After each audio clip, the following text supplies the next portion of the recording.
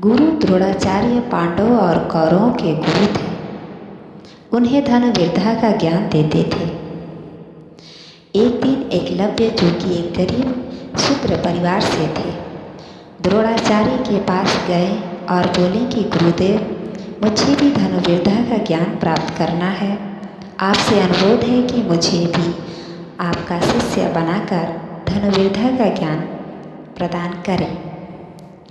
किंतु द्रोणाचार्य ने एकलव्य को अपनी विवशता बताई और कहा कि वे किसी और गुरु से शिक्षा प्राप्त कर लें।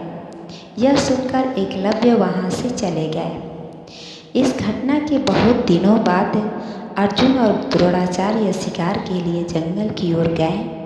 उनके साथ एक कुत्ता भी गया हुआ था।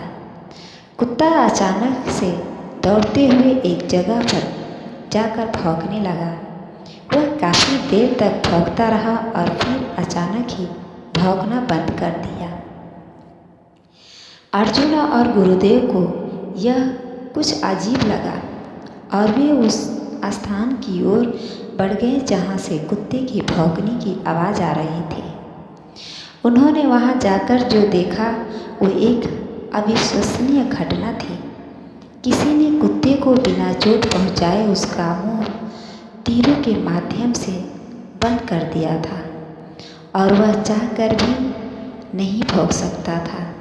ये देखकर द्रोणाचार्य चौंक गए और सोचने लगे कि इतनी कुशलता से तीर चलाने का ज्ञान तो मैंने मेरे प्रिय शिष्य अर्जुन को भी नहीं दिया है, और न ही ऐसे भेदने वाला ज्ञान मेरे अलावा यहाँ कोई जानता है। तो फिर ऐसी अविश्वसनीय घटना घटी कैसे? तभी सामने से एकलव्य अपने हाथ में तीर कमान पकड़े आ रहा था। यह देखकर तो गुरुदेव और भी चौंक गए।